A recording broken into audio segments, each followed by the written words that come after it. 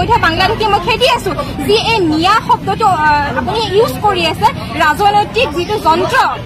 আপোনাৰ হাতৰ যে ৰাজনৈতিক যিটো এইটো মিয়া শব্দ ব্যৱহাৰ কৰি আপুনি অসমবাসীক দেখুৱাই আছে যে মই মিয়াসকলক খেদি আছো কিন্তু সেই মিয়াসকলকে আপুনি সংস্থাপনো দি আছে আপুনি কাৰ মূৰত ৰামটাঙুন মাৰি আছে আৰু কি বুজাব চেষ্টা কৰিছে আপুনি মিয়া মিয়া বুলি ক'বলৈ মিয়াকে সংস্থাপন দি আছে কিন্তু আমি যে আজি 3 বছৰৰ পৰা মাটি মাটি বুলিকে যে আমি আন্দোলন কৰি আছো কিন্তু আমাৰ কথা আপুনি হেৰি কৰে কাৰণ আপুনি ভালকে জানে যে আমাৰ ইয়াতে কোনো এজন ব্যক্তি আপুনি মিয়া নাপায় অসমতো নাপায় অসমত নাপায় কাৰণে আপুনি সেই মিয়াবোৰক আপুনি বেলেগ জেগাত সংস্থাপন দি আছে কিন্তু আমাৰ কথা আপুনি গুৰুত্ব দিয়া নাই কাৰণ জানে সেইবোৰ মানুহক মই কুচলাই পেলাই যিখিনি কাম কৰিব পাৰিম কিন্তু ইয়াতে এজন লোক যি খিলঞ্জীয়া লোক আছে ইয়াতে প্ৰতিটো যি মানে হিন্দু আছে মুছলমান আছে বড়ো আছে কাৰ্বি আছে মণিপুৰী আছে আপুনি গোটেইকেইটা জনজাতি পাব কিন্তু আপুনি আপোনাৰ মনত আচলতে বৰ ডাঙৰ এটা লোভ আছে লোভ বুলি কৈছো কাৰণ লোভ থাকিলে কাৰণ এইখিনি দিছপুৰ এৰিয়া পৰে এই দিছপুৰ এৰিয়াৰ পৰা আপুনি ভাল মুনাফা পাব এই ভাল মুনাফাটো আপুনি ইমান সোনকালে হাতৰ পৰা এৰাই দিব বিচৰা নাই সেইকাৰণে আপোনাক বাৰে বাৰে এটাই কথা কৈছো যে আপোনাৰ সময়সীমাটো বৰ কম হৈ আহি আছে এতিয়া যদি 2026ত আপুনি 2026ৰ আগত মনৰ যিবোৰ ইচ্ছা আছে সেই ইচ্ছাবোৰ পূৰণ কৰি দি আছে সেইকাৰণে বাৰে বাৰে আপোনাক এটাই কথা ক'ব বিচাৰিছো যে আপোনাৰ হাতত এতিয়াও সময় আছে আপুনি আমাৰ এই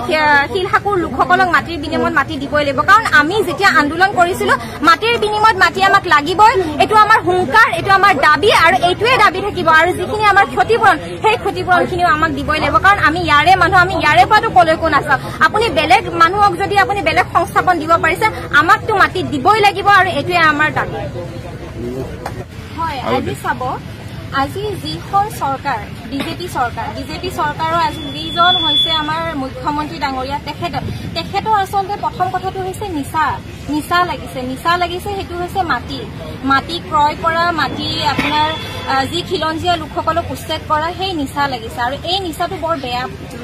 বৰ বেয়া নিচা মানে এই নিচাটো পটককে আঁতৰি নাযায় আৰু তেখেতৰ মানে আজি যি আমাক 2022 চনত যি আমাক খিলঞ্জীয়া লোকসকলক যি উচ্ছেদ কৰিলে তেখেতে খিলঞ্জীয়া চৰকাৰ বুলি কৈ পেলাই আকৌ খিলঞ্জীয়াৰ ওপৰতে মূৰতে আকৌ ৰামটাঙুনটো মাৰে কিন্তু তেখেতে খিলঞ্জীয়া চৰকাৰ বুলি কয় যে সেইটো আচলতে আদানী আৰু আম্বানীৰ কাৰণে হয় আমাৰ নিচিনা সাধাৰণ ৰাইজৰ কাৰণে নকয় ৰাইজৰ কাৰণে তেখেতে শাসনখনত বহিলে কিন্তু সেই তেতিয়াৰ পৰা 21 চনৰ পিছৰ পৰা তেখেতে হাতিয়াৰ হাতত লৈ ললে এই উচ্ছেদ কৰা হাতিয়াৰটো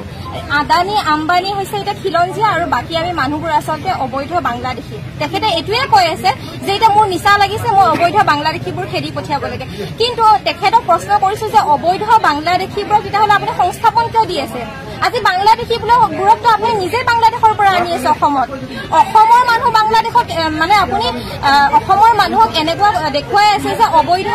বাংলাদেশীক মই উচ্ছেদ কৰি আছো কিন্তু ৰাতিৰ তলে তলে আপুনি বাংলাদেশীক অসমত সোমোৱাই আছে আমি সেনেকুৱা কথা ক'ব বাধ্য হৈছো কাৰণ আপুনি অবৈধ বাংলাদেশী কৈ পেলাই অবৈধ বাংলাদেশীক যদি আপুনি অসমত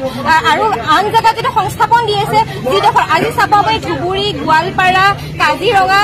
লখিমপুৰ আজি যিবোৰ ঠাইত উচ্ছেদ হৈছে সেই উচ্ছেদৰ পিছতে আপুনি আন জেগাত সংস্থাপন দিছে কিয় কি কাৰণত কাৰ স্বাৰ্থত আপুনি সংস্থাপন দিব পালে যদি তেখেতসকল যদি অবৈধ বাংলাদেশী আছিল তেতিয়াহ'লে বাংলাদেশলৈ কিয় পঠিয়াই নিদিয়ে পানী টোপোলা বান্ধি পেলাই আপুনি বাংলাদেশলৈ পঠিয়াওক বাংলাদেশলৈ নপঠিয়াই পেলাই আপুনি আমি প্ৰতিবাদ কৰি আছো কিন্তু প্ৰতিবাদ কৰাৰ পাছতো চৰকাৰৰ কোনো কাণ শুন নাই আমাক কি নামমাত্ৰ ক্ষতিপূৰণ দিছে তাকো বাছি কেইঘৰ মানুহক দিছে আৰু বহুত সংখ্যক লোক এতিয়াও ক্ষতিপূৰণ পাব আছে আমাৰ দাবী হৈছে আমাক মাটিৰ বিনিময়ত মাটি লাগিব যেতিয়ালৈকে মাটি নাপাওঁ তেতিয়ালৈকে আজি আমি এই সচলৰ ধৰ্ণাস্থলীত ধাৰাবাহিকভাৱে আন্দোলন কৰিম আপোনালোকে চাওক আজি আমি চাকি জ্বলাইছো ইয়াতে চাকি জ্বলাইছো মুখ্যমন্ত্ৰী ডাঙৰীয়া যাতে আপোনাৰ মূৰত বস্তুটো সোমাই আপোনাক সুমতি দিয়ে যাতে যে এই শিলহাকু মানুহখিনি থলুৱা খিলঞ্জীয়া ভূমিপুত্ৰ হয় আৰু আপুনিতো যোৱাকালি আপোনাৰ যিটো প্ৰেছ মিট আছিলে তাতে কৈছিলে গুৱাহাটীৰ খিলঞ্জীয়া মানুহ সুৰক্ষিত গুৱাহাটীৰ খিলঞ্জীয়া মানুহক উচ্ছেদ নকৰো থলুৱা মানুহক উচ্ছেদ নকৰো তেতিয়াহ'লে শিলহাকুত থকা মানুহখিনি কি থলুৱা খিলঞ্জীয়া নাছিল নেকি আপুনি উত্তৰ দিব লাগিব আপুনি কৈছিলে টিভিত নোলাবলৈ ওলোৱা নাই আপুনি আমাৰ শিলহাকুৰ সমস্যা সমাধান কৰিম বুলি কৈছিলে এতিয়ালৈকে কিয় সমাধান কৰিব পৰা নাই এতিয়ালৈকে শিলহাকুক কিয় মাটি বিনিময়ত মাটি আৰু যিখিনি মানুহ বাকী আছে ক্ষতিপূৰণ পাবলৈ অতি সোনকালে ক্ষতিপূৰণ দিবলৈ দাবী জনাইছো এই মঞ্চৰ পৰাই চৰকাৰে আমাক কৈছিলে যে আমি মানে ইয়াতে দখল কৰি বৈছোঁ, কিন্তু আমি দখল কৰিব অহা নাছিলোঁ। আমি মাটি কিনি পেলাই আমি ইয়াতে দিছোঁ। যদি আমি মাটি কিনিয়ে লৈছিলোঁ, আমাক তেতিয়াহ'লে ইয়াতে আমাক কিয় ৰাস্তা বনাই দিছিলে, কিয় পানীৰ সুবিধা দিছিলে, কিয় ইলেক্ট্ৰিচিটিৰ বিল দিছিলে, হেৰি কৰি দিছিলে। কিন্তু আজি আমাক তেখেতসকলে আমাক কি কৰিছে, গুৱাহাটীৰ বানমুক্ত কৰিম বুলি কৈ পেলাই আমাক মাটি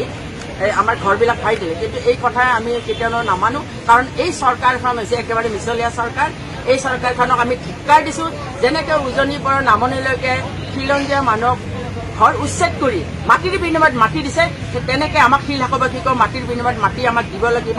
কাৰণ এই চৰকাৰখন হৈছে একেবাৰে বেপাৰী চৰকাৰ। কাৰণ হিতেশ্বৰ শইকীয়াৰ দিনত, তৰুণ গগৈ চৰকাৰৰ দিনত কিন্তু কোনো বিদেশী পুঁজিপতি আমাৰ অসমত স্থান পোৱা নাছিল, কিন্তু এই চৰকাৰখনত কিয় আজি স্থান পাবলৈ বাধ্য হৈছে? কাৰণ তেখেতসকলে সুবিধা দিছে, বেপাৰী চৰকাৰ এইখন। সেইকাৰণে আমি ইয়াৰ পৰাই হুংকাৰ দিছোঁ, আমাক মাটিৰ বিনিময়ত মাটি দিবই লাগিব। যিখিনি আমাক নগণ্য আমাক ক্ষতিপূৰণ দিছে সেইখিনি আমাৰ পৰ্যাপ্ত নহয়, আৰু বাকীখিনিতো এতিয়াও বহুত মানুহে এতিয়াও পাব লগা আছে। সেইখিনিকো দিয়াৰ কাৰণে অতি শীঘ্ৰেই ফাণ্ডটো মুকলি কৰি দিবলৈ চৰকাৰক আহ্বান জনাইছে। ইয়াৰ পৰা যোৱাকালি অসমৰ মুখ্যমন্ত্ৰী ডাঙৰীয়ে ঘোষণা কৰিছে যে এতিয়া আৰু গুৱাহাটীত থলুৱা মানুহক উচ্ছেদ কৰা নহয়, বা অসমৰ বিভিন্ন প্ৰান্তত থলুৱা মানুহে চিন্তা কৰিব নালাগে, উচ্ছেদ নকৰে। তাৰ পৰা এই কথাটো প্ৰমাণ কৰিছে যে শিলহাকুত থলুৱা মানুহক উচ্ছেদ কৰাটো ভুল আছিল। আৰু মুখ্যমন্ত্ৰী ডাঙৰীয়ে সেই ভুলৰ পাৰচিত্ৰ হিচাপে কালি যদি আপুনি সঁচাকৈ ৰাজনীতি কৰি কোৱা নাই, কালি যদি আপুনি সঁচাকৈ থলুৱা মানুহক মাতি দিম বুলি কৈছে, তেতিয়াহ'লে আমি ভাবোঁ যে আপুনি প্ৰথম কামটো কৰিব লাগে যে আপোনাৰ কালি যিটো জ্ঞান ঘূৰি আহিছে, সেই জ্ঞানৰ দ্বাৰা এটা কাম কৰক যে শিলহাকুৰ উচ্ছেদ ভুল আছিলে, আৰু শিলহাকুৰ 112টা থলুৱা পৰিয়ালক প্ৰথম সুৰক্ষিত ঠাইত মাটিৰ ব্যৱস্থা কৰক। আৰু মুখ্যমন্ত্ৰী ডাঙৰীয়াক আমি এই কথাটো ক'ব বিচাৰিছোঁ যে আপোনালোকে কোৱা, আমি কোৱা নাই বিদেশী হয় নে নহয়, সেইটো NRCয়ে প্ৰমাণ কৰিব, কোৰ্টে প্ৰমাণ কৰিব।